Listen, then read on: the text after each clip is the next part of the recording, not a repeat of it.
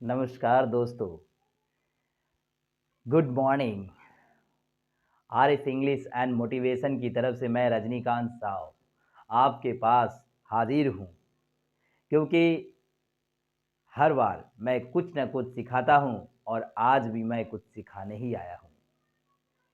सिखानी हमारी ललक रहती है, जिससे मैं भी मोटिवेट रहता हूँ।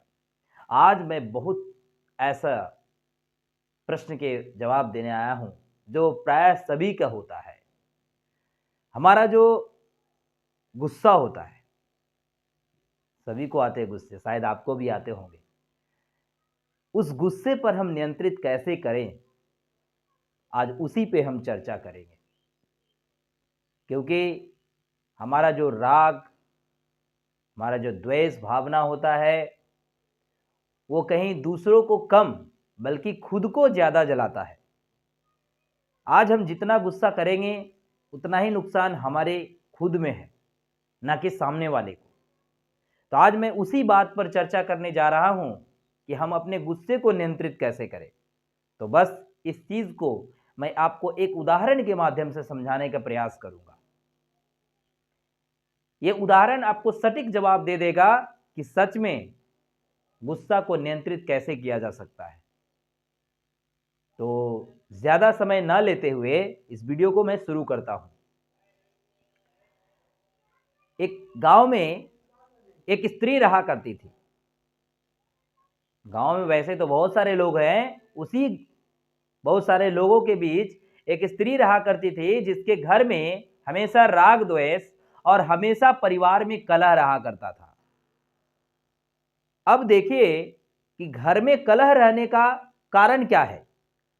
जरूर किसी न किसी परिवार के सदस्य का गुस्सा रहता होगा। आज आपके घर में अगर शांति समृद्धि नहीं है तो कहीं ना कहीं आपके भी परिवार में कोई ऐसे गुस्सैले मनुष्य हैं, व्यक्ति हैं, जिसकी वजह से और भी 10 की मानसिक स्थिति विचलित होती है। तो उसी गांव में उस स्त्री के घर में हमेशा झगड़ा बात कुछ होते रहता था। तो सबसे बड़ा कारण था उस स्त्री का गुस्सा। बात बात पर वो स्त्री बोल बैठती थी, किसी से झगड़ बैठती थी, किसी को कुछ समझती थी नहीं। हर बार हर किसी का जवाब वो गुस्से से देती थी और लड़ाई से देती थी। छोटी छोटी बातों पर वो गुस्से कर जाती थी। लेकिन मैं बोलूं ना कि उस गुस्से से वो स्त्री भी परेशान थी। वो स्त्री भी परेशान थी। उस स्त्री को भी लगता था कि आखिर मेरा क्या ऐसी अवस्था हो चुकी है जो मैं बात बात पर गुस्सा करती हूं, दूसरे को झाड़ती हूं, घर में झगड़े करवाती हूं। वो खुद परेशान थी। तो इस प्रश्न का जवाब उसे एक साधु से मिला था। एक समय उसी गांव में एक साधु महात्मा भिक्षक आए, मांगते हैं। आपके भी आसपास गांव मोहल्ले में आते होंगे। तो उसी बीच में एक साधु आए। उस साधु महात्मा से उस स्त्री पूछ बैठी कि महात्मन, मैं आपसे एक प्रश्न पूछना चाहता हूं और उस प्रश्न का समाधान चाहती हूं। तो महात्मन ने बोले, ठीक है, पूछिए, क्या आपको समस्या है। तो स्त्री ने उन्हें बोली कि महात्मन, मैं बात बात पे गुस्सा कर बैठती हूं, लोगों से झगड़ बैठती हूं, लड़ बैठती हूं। मैं अपने आप में नहीं रह पाती, अपना आपा खो बैठती हूं। तो उसने बोला, क्या ये अक्सर होता है। तो स्त्री ने बोली, हाँ, ये हमारे साथ अक्सर हुआ करती है। तो कृपया करके आप महात्मन हमें कुछ दवा दीजिए या कुछ ऐसा साधना या कुछ ऐसी बात बताइए जिससे मैं हमारे गुस्से को शांत कर पाऊं, जिससे हमारा परिवार सुखमय बना रहे। तो साधु ने अपने झोली से निकालकर एक छोटी सी शीशी दी, दवा की शीशी के रूप में उसे दी। और वो साधु उस स्त्री से बोले कि इस दवा की शीशी को आप प्रतिदिन सुबह में 4 बूंद करके अपने मुंह के जीभ पर डालिएगा। अपने मुंह के जीभ पर 4 बूंद प्रतिदिन डालिएगा और डालते साथ आप 10 मिनट मुंह बंद रखिएगा।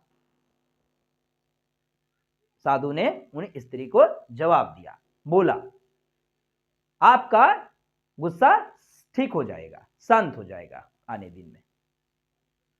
तो स्त्री साधु के बताए हुए औषधि को ग्रहण की प्रतिदिन के रूप में इस तरीके से, क्योंकि जब भी गुस्सा आता था तो स्त्री क्या करती थी, अपने मुंह के जिह्वा पे 4 बूंद से टपका लेती थी और 10 मिनट मुंह को बंद रखती थी। इस तरीके से उसने प्राय 7 दिन की, 1 सप्ते तक ये कोर्स किया। और जब 1 सप्ते के बाद जब फिर से साधु आते हैं उसके स्थान पे फीडबैक लेने, तो वो स्त्री फूट फूट कर रो पड़ती है और बोलने लगती है, प्रभु महात्मन आपने तो चमत्कार कर दिया, आपने तो हमारा जिस प्रकार से हमने चाहा था हमारी उस बीमारी को ठीक कर दिया। आज मैं गुस्सा नहीं करती हूं, हमारे परिवार में सुख समृद्धि भरा हुआ है, लोग हंसते खेलते हैं, मैं ठीक ठाक हूं, आपने बहुत अच्छा दवा दिया, स्त्री ने बोली। तो पता है साधु ने क्या जवाब दिया दोस्तों? साधु ने जवाब दिया कि देवी, मैं आपको किसी प्रकार का दवा नहीं दिया था, वो जो शीशी दी थी ना आपको, उस शीशी में मात्र एक पानी थी, शुद्ध जल था। उस शुद्ध जल से आपने अपने आप को ठीक किया। वजह यही थी कि आपको मैं जो बताया आपने वो किया। कहने का मतलब है कि किसी भी गुस्से को चुप रहकर ही शांत किया जा सकता है, न कि उस पे तर्क कर कर। कहने का मतलब जब वो 4 बूंद डालती थी और साधु बोल दिया था कि 4 बूंद डालने के बाद जीभ पर 10 मिनट मुंह बंद रखिएगा, तब तो आपको पता ही है कि जैसे जिस समय गुस्सा आता है आप अगर शांत हो जाते हैं कुछ समय, कुछ पल के लिए, तो याद रखिए दोस्तों, सच में मैं बोल रहा हूं, ये बहुत बड़ा उपाय है आपका गुस्सा शांत करने का। ये मात्र मैं आपको एक उदाहरण के स्वरूप समझाया। ठीक उसी प्रकार से इस दवा के उदाहरण से आप ये जीवन में अपना लें कि आज या हमें कभी भी गुस्सा आता है किसी भी वजह से, तो उस समय हम अपने आप को या तो उस जगह से अपने आप को हटा दें या फिर अपने मुंह को कुछ समय के लिए बंद कर दें। देखिएगा वो गुस्सा आपका खुद खत्म हो जाएगा। ये बहुत बड़ा सूत्र है, क्योंकि गुस्सा हर किसी को आता है, मुझे भी आती है, लेकिन बस आप पर निर्भर करता है दोस्तों कि आप उस गुस्से को किस तरीके से लेते हैं और उस गुस्से को कैसे अपने आप से बंद करते हैं या चुप रहते हैं। और ये आप भी को पता है कि जब तक आप में राग, द्वेष, गुस्सा रहेगा, आप तो खुद जलोगे, सबसे पहले आप जलोगे, आप राख हो जाओगे अंदर अंदर। इसका कोई दवा नहीं है दोस्तों। आप किसी भी मेडिकल स्टोर में चले जाओ, किसी भी वैद्य के पास चले जाओ।